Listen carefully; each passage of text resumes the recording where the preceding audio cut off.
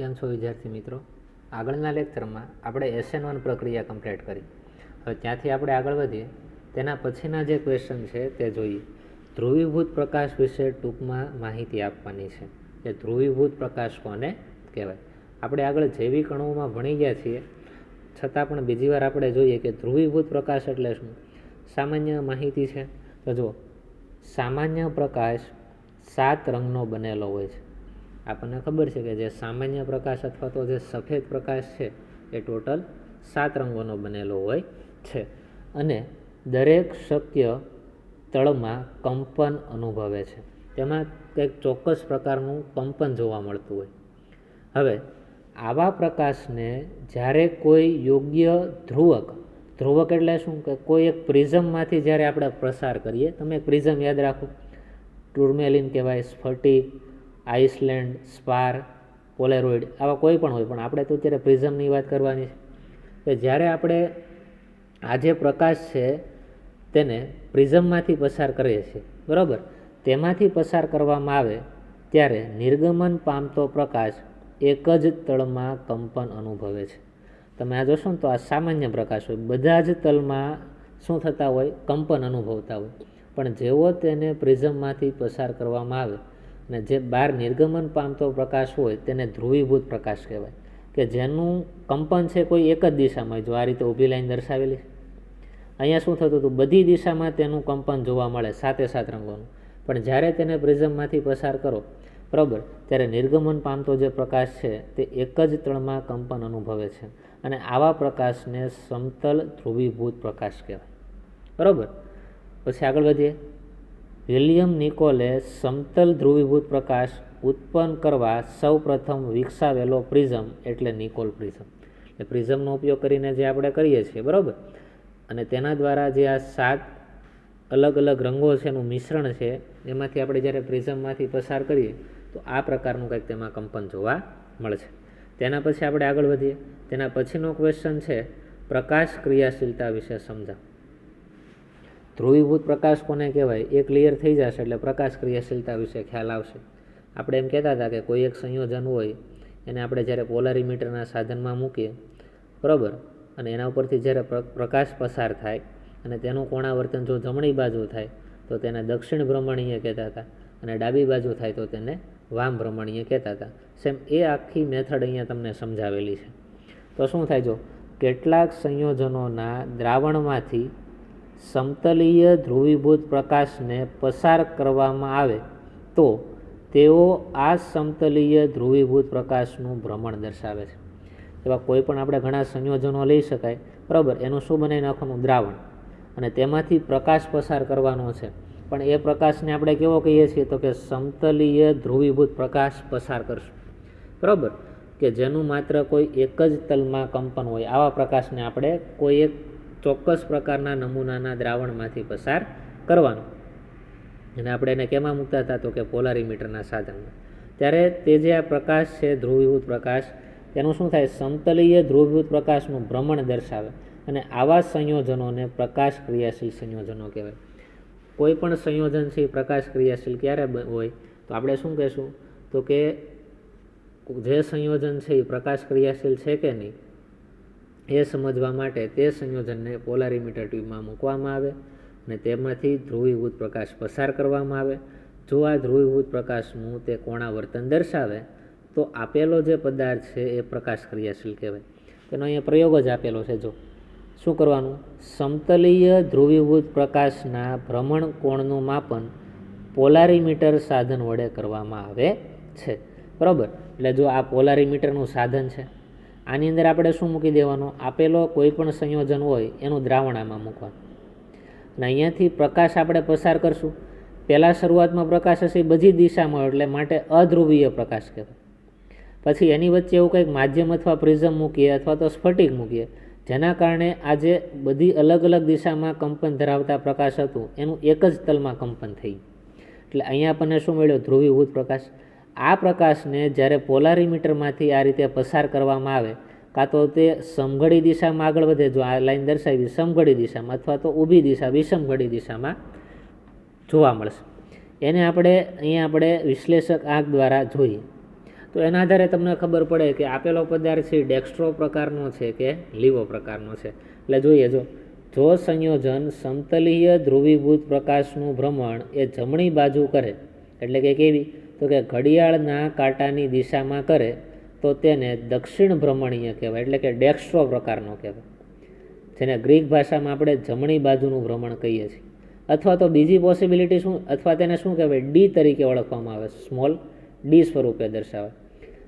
તેને ભ્રમણ કોણના મૂલ્યની પહેલાં પ્લસ નિશાની વડે દર્શાવાય છે. એટલે કે કોઈ પણ સંયોજનનું ભ્રમણ કોણનું તમે નામ લખો છો અને જમણી બાજુ હોય તો એની આગળ પ્લસની નિશાની દર્શાવો અને ડેક્સ્ટ્રો પ્રકારના કહેવાય. ક્લિયર છું?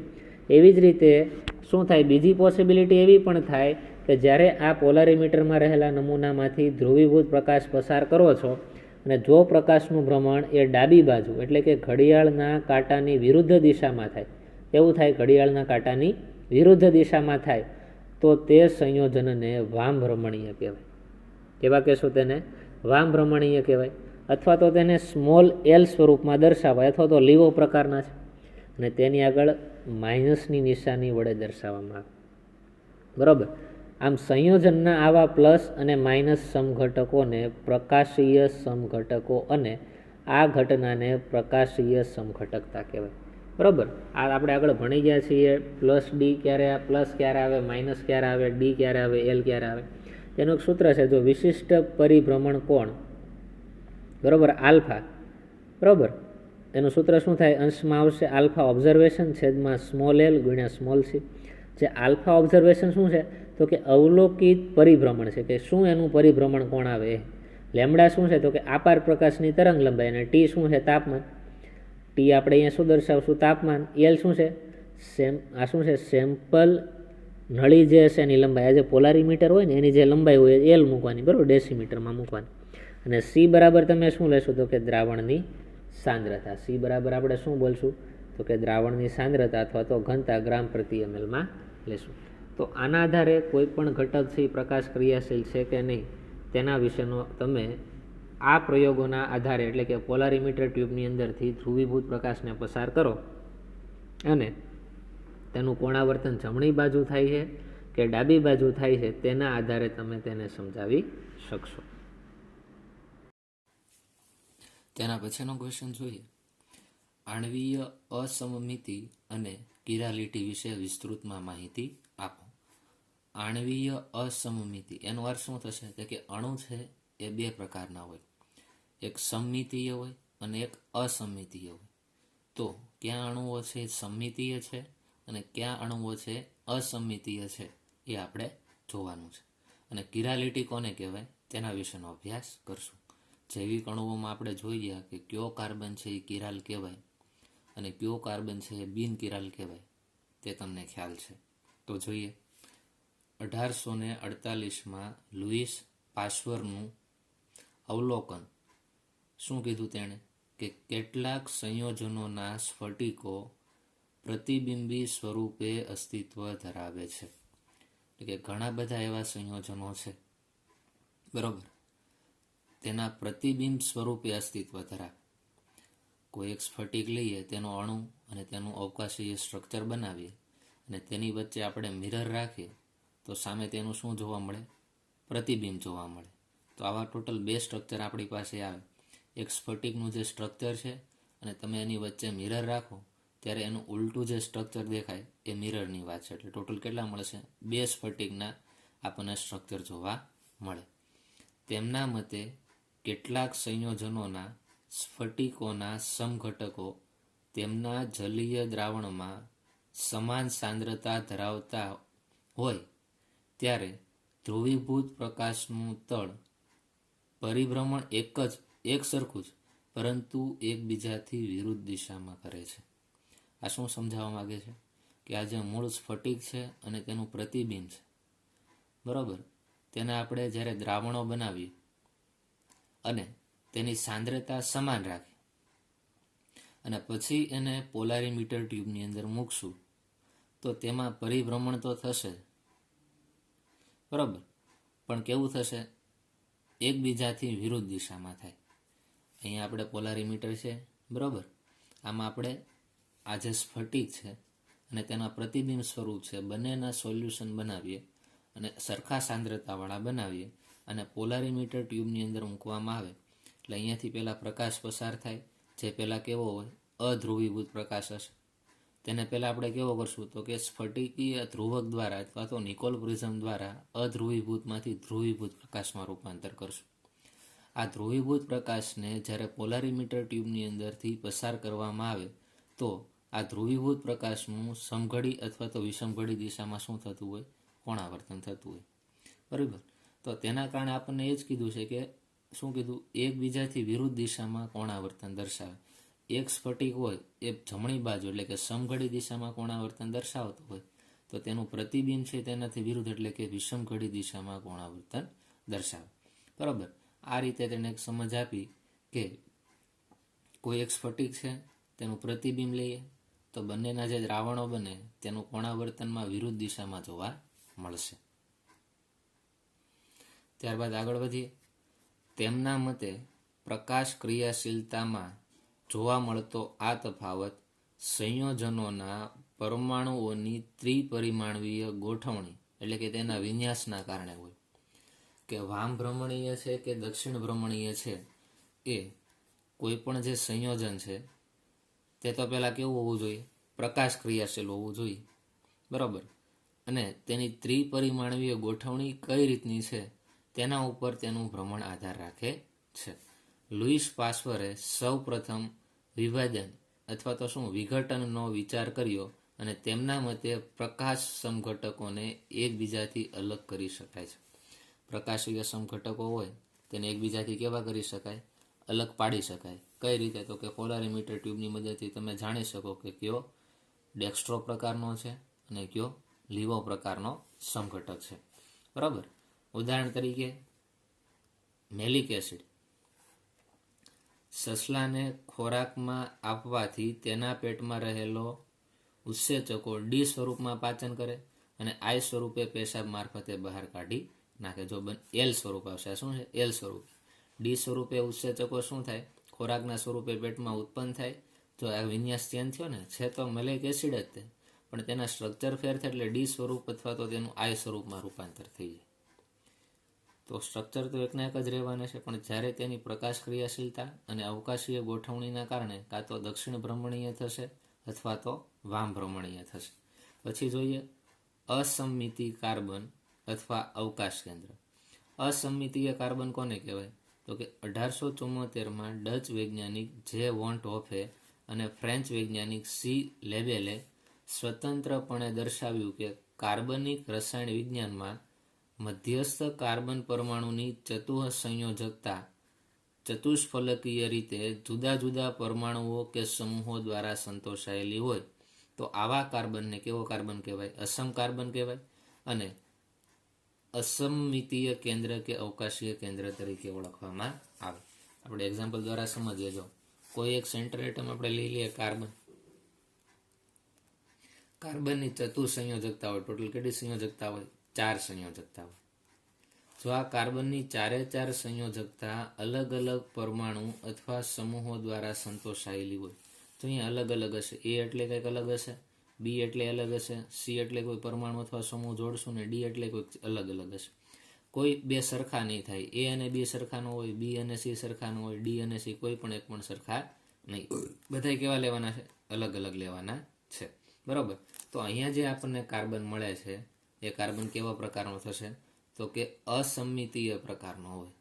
કે જે કાર્બનની ચતુઃસંયોજકતા દ્વારા જે જોડાયેલા છે એ 4 અલગ અલગ પરમાણુ અથવા સમૂહો હોય તો અહીંયા જે કેન્દ્ર બને તેને અસમમિતીય કેન્દ્ર તરીકે ઓળખવામાં આવે.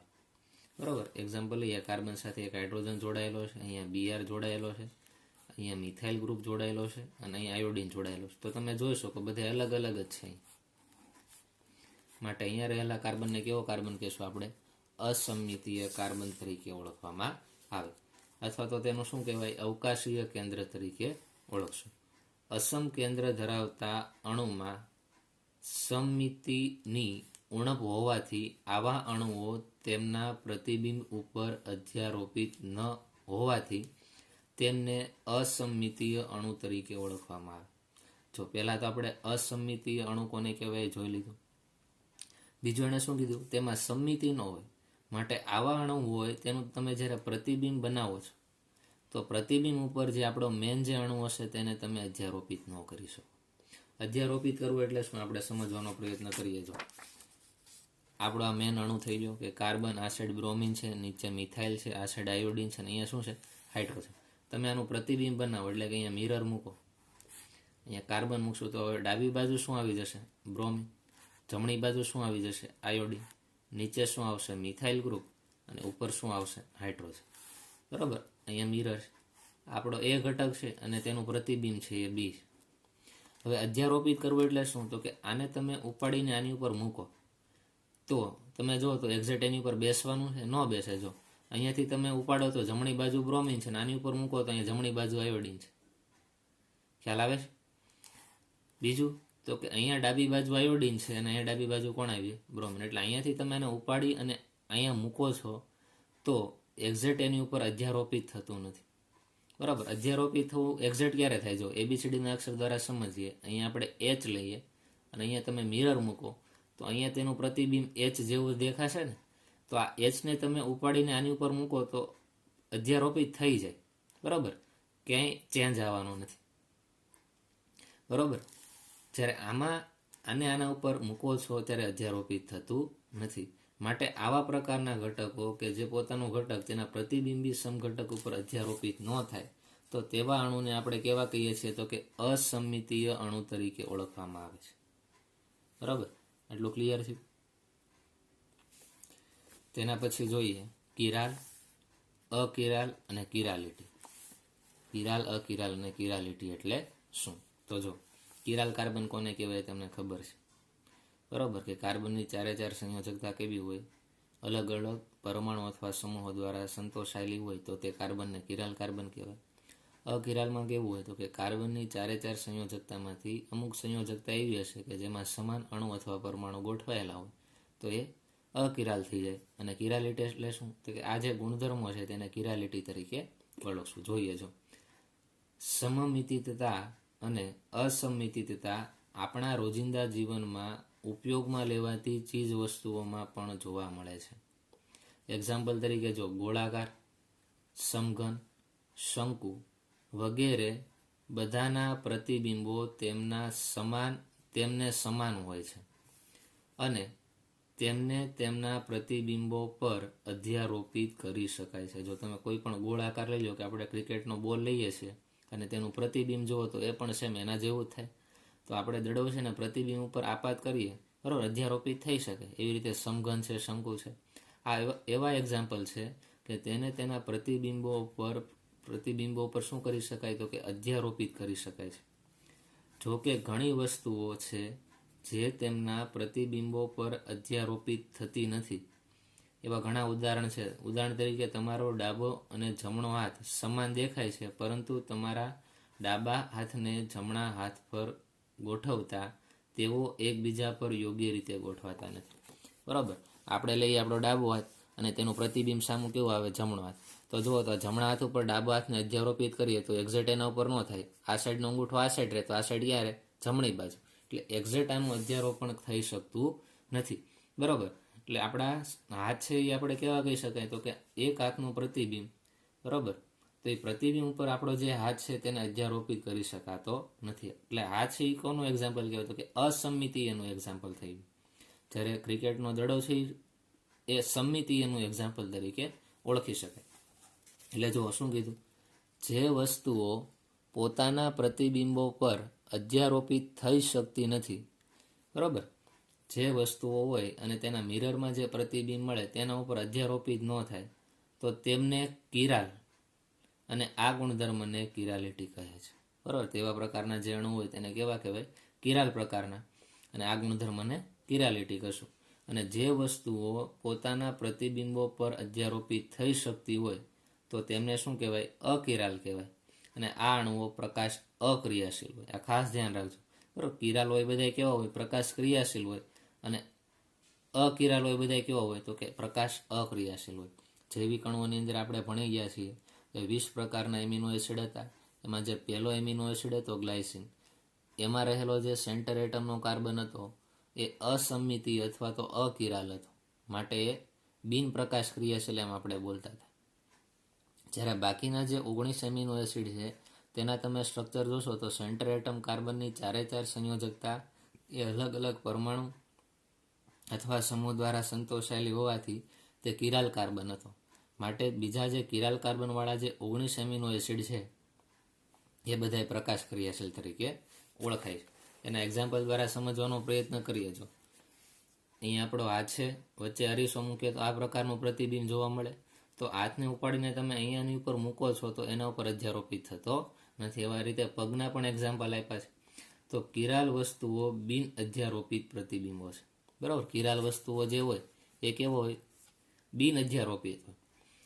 અહીંયા આપણે જોઈએ કે અહીંયા એક ગ્લાસ છે, બરાબર, તો સેમ અહીંયા એની ઉપર તમે અધ્યારોપિત કરી શકો. અહીંયા ગોળ છે તો એની ઉપર અધ્યારોપિત થાય. તો આ કેવો કહેવાય? અકિરાલ વસ્તુઓ કહેવાય, જે અધ્યારોપિત પ્રતિબિંબો છે. બરાબર, આ રીતે તમને ખ્યાલ આવશે કે કિરાલ કોને કહેવાય અને બિન કિરાલ કોને કહેવાય. તેના પછીનો ક્વેશ્ચન જોઈએ. જો કિરાલ તથા અકિરાલ અણુ ઉદાહરણ સહિત સમજાવો. જો કિરાલ અને બિન કિરાલ અથવા તો અકિરાલ કોને કહેવાય એ તો તમે સમજી ગયા. હવે ખાલી તેના એક્ઝામ્પલ આપવાના છે. તો બરાબર, અહીંયાથી આપણે સ્ટાર્ટ કરીએ. તેના 2 એક્ઝામ્પલ છે. એક એક્ઝામ્પલ છે પ્રોપેન 2 અને બીજું એક્ઝામ્પલ છે બ્યુટેન 2. એ પણ આપણે જોઈશું. તો જોઈએ. જો પહેલું આપણે એક્ઝામ્પલ લઈએ. કિરાલ અને અકિરાલના આધારે પ્રોપેન 2 સંયોજનના ત્રિપરિમાણીય બંધારણ દ્વારા અકિરાલ અણુની સમજૂતી નીચે મુજબ આપી શકાય. તો આપણે અહીંયા જોઈએ. જો આ કાર્બન છે અને શું કીધું? પ્રોપેન 2 પ્રોપ એટલે 3 કાર્બન હોય. તો જો 1, 2 અને 3. બરાબર, પ્રોપેન 2 એટલે પહેલો કાર્બન, આ બીજા કાર્બન ઉપર OH છે એટલે કે 2, અને આ ત્રીજો કાર્બન 2 છે ને એટલે આનું નામ થાય પ્રોપેન 2. એમાં તમે આ જે ડેશ લાઈન દર્શાવો છો એ સમતલની પાછળની બાજુ દર્શાવે છે, અને આ જે ડાર્ક લાઈન દર્શાવો છો એ સમતલની કેવી હોય? આગળની બાજુ હોય. એક્ઝામ્પલ તરીકે આપણે જોવાનો પ્રયત્ન કરીએ. જો માનો કે એક આ પેજ છે, આ સમતલ છે, આ શું છે? સમતલ. સેન્ટરમાં આપણે લખીએ કાર્બન. શું લખીએ? કાર્બન. આ પેજ છે આખું શું થઈ ગયું? એક સમતલ છે. બરાબર, હવે કાર્બન સાથે OH અને હાઇડ્રોજન છે એ એક જ સમતલમાં હોય, એટલે કે આ પેજની અંદર જ OH તમે મૂકી શકો. OH અહીંયા હશે અને એક હાઇડ્રોજન. પણ હવે જ્યારે આ ડેશ લાઈન કરીને મિથાઇલ ગ્રુપ દર્શાવ્યો છે એ ક્યાં હોય? તો કે કાર્બનની પાછળ હોય. બરાબર, આ રીતે તમે રાખો તો ખ્યાલ આવે કે આ કાર્બન હોય તેની પાછળ તમને શું જોવા મળશે? આની પાછળ મિથાઇલ ગ્રુપ.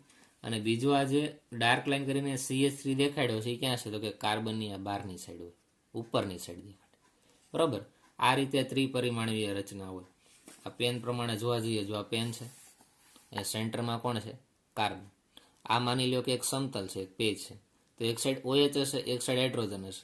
આ કાર્બનની પાછળની બાજુ એક મિથાઇલ ગ્રુપ હશે, એટલે કે સમતલની પાછળ, અને આ કાર્બનની આગળ સાઈડ મિથાઇલ ગ્રુપ હશે. આપણે પાછળના અને આગળના અણુને ત્રિપરિમાણીય હોવાથી તેને જોઈ શકતા નથી, માત્ર 2 ડાયમેન્શનલ જોઈ શકીએ. તમને પહેલાં ખ્યાલ આવવો જોઈએ કે આ ડેશ લાઈન છે એ શું છે? પાછળ દર્શાવે છે, અને આ જે લાઈન છે એ શું દર્શાવે? આગળની સાઈડ દર્શાવે. હવે વચ્ચે અરીસો રાખીએ તો આનું પ્રતિબિંબ આખું અહીંયા ઉલટાઈ જવાનું છે. OH જમણી બાજુ હતો એ ડાબી બાજુ આવી જાય, અને આ જે ડાબી બાજુ હતા બધા કેવા થઈ જાય? જમણી બાજુ આવી જાય.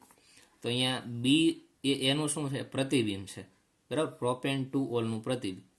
હવે આમાં થોડોક ચેન્જ કરીએ કે તેને 180 ડિગ્રીએ ફેરવીએ તો શું થાય? જો આ રીતે આપણે લઈએ છીએ કે સેન્ટરમાં કાર્બન છે, બરાબર, સમતલની અંદર OH અને હાઇડ્રોજન છે, પાછળની સાઈડ એક મિથાઇલ ગ્રુપ છે અને એક આગળની સાઈડ મિથાઇલ ગ્રુપ છે. હવે તમે એને 180 ડિગ્રીએ ફેરવો એટલે જો આ રીતે ફરશે. હા, ફરી. તો જે પાછળ મિથાઇલ ગ્રુપ હતો એ આગળ આવી ગયું, અને આગળ જે મિથાઇલ ગ્રુપ હતો એ પાછળ આવી ગયું. એટલે અહીંયા જે તમે લખો છો ડેશ ડેશ કરીને, એમાં શું છે? આ જે આગળનો મિથાઇલ હતો એ પાછળ વયો ગયો છે. બરાબર, આ પાછળનો મિથાઇલ હતો એ આગળ વહી આવશે, અને આગળનો મિથાઇલ છે એ પાછળ વયો જશે. આ ખ્યાલ આવશે? આ OH અને હાઇડ્રોજનમાં કંઈ ચેન્જ આવવાનો નથી. આ સાઈડ હતા એની જગ્યાએ આ સાઈડ ચેન્જ થશે. બરાબર, આખી પેન તમે આમ ફેરવો છો. જો OH તમે આ સાઈડ હતો, આ સાઈડ ફેરવો એટલે OH આ સાઈડ આવી જાય. બરાબર, એવી રીતે હાઇડ્રોજનમાં ચેન્જ થાય. હવે આપણે જોઈએ. જો આકૃતિ પરથી સ્પષ્ટ થાય છે કે B એ શું છે? એનું પ્રતિબિંબ છે. આ B એ એનું શું છે? પ્રતિબિંબ છે, અને સી એ બીને 180 ડિગ્રીનું ભ્રમણ કરતા મળતું બંધારણ છે. આ બી છે તેને 180 ડિગ્રીએ પરિભ્રમણ કરો એટલે સી જેવું બંધારણ આપણને જોવા મળે. હવે શું કરશું?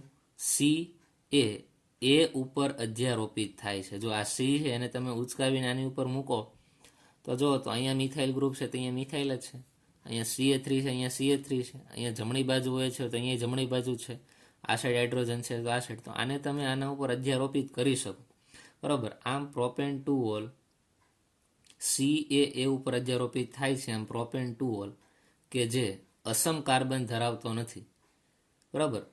કેવો? અસમ કાર્બન ધરાવતો નથી તથા ચારેય જુદા સમૂહો પણ ધરાવતો નથી, માટે તે અકિરાલ અણુ તરીકે વર્તે. તમે જોઈને જ કહી શકો આ અકિરાલ જ હોય. જો કિરાલ કાર્બન હોય તો શું હોય? તો કે ચારે ચાર અણુ અથવા પરમાણુ અલગ અલગ હોય. અહીંયા તો બે સરખા આવી ગયા, જો માટે આ અકિરાલનું જ એક્ઝામ્પલ થાય.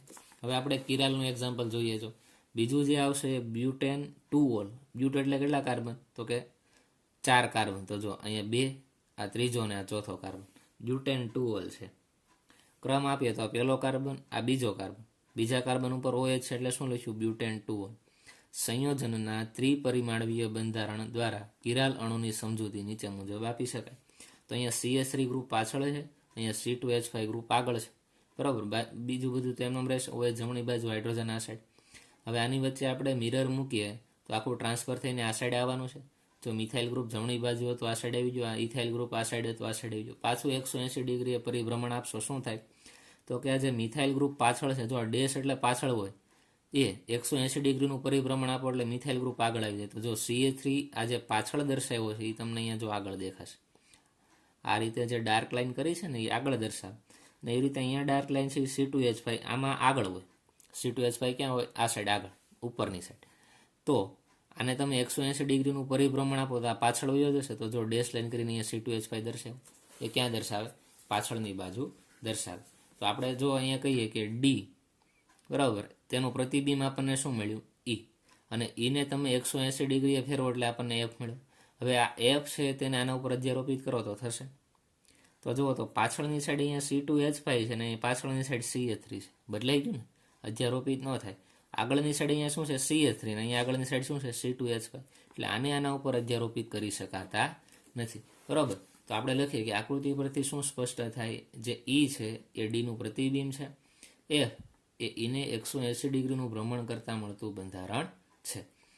F એ ડી પર અધ્યારોપિત થતું નથી. જો F ને તમે આ ડી ઉપર અધ્યારોપિત કરી શકતા નથી. આમ બ્યુટેન 2 ઓલ કે જે અસમ કાર્બન ધરાવે છે.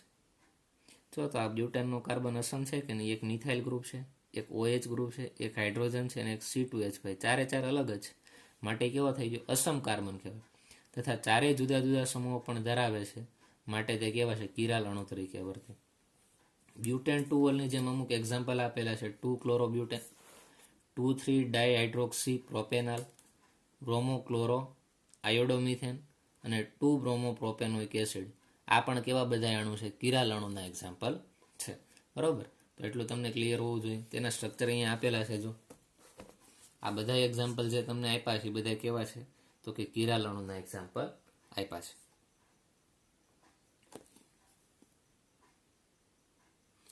તેના પછીનો આપણે પોઈન્ટ જોઈએ. જો પ્રતિબિંબી સમઘટકો એટલે શું તેના વિશે ટૂંકમાં માહિતી આપો. સાવ ઇઝી ક્વેશ્ચન છે. જેમના પ્રતિબિંબો પરસ્પર અધ્યારોપિત ન થઈ શકતા હોય તેવા અવકાશીય સમઘટકોને પ્રતિબિંબી સમઘટકો કહેવાય.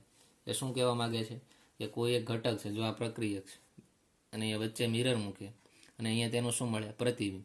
જો અહીંયા રહેલો મુખ્ય ઘટક તેના પ્રતિબિંબ ઉપર અધ્યારોપિત ન થઈ શકતો હોય તો તેવા સમઘટકોને કેવા કહેવાય? પ્રતિબિંબી સમઘટકો કહેવાય. અધ્યારોપિત થઈ શકે તો તેને પ્રતિબિંબી સમઘટકો ન કહેવાય. ખાસ યાદ રાખજો.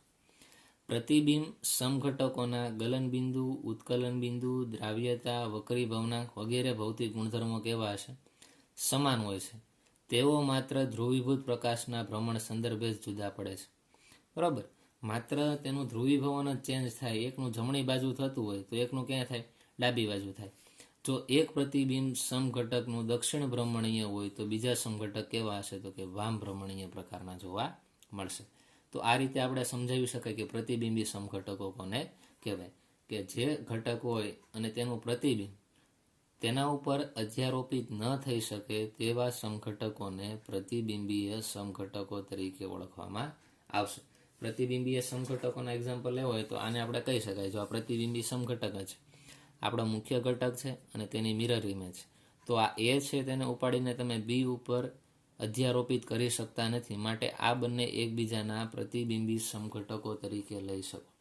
બરાબર. માત્ર ચેન્જ શું આવે, આને તમે પોલારીમીટરમાં મૂકો છો તો તેનું માનો કે કોણાવર્તન થાય એ જમણી બાજુ થતું હોય તો આનું કોણાવર્તન કઈ બાજુ થતું હોય તો કે ડાબી બાજુ થતું હોય તેવું જોવા મળશે.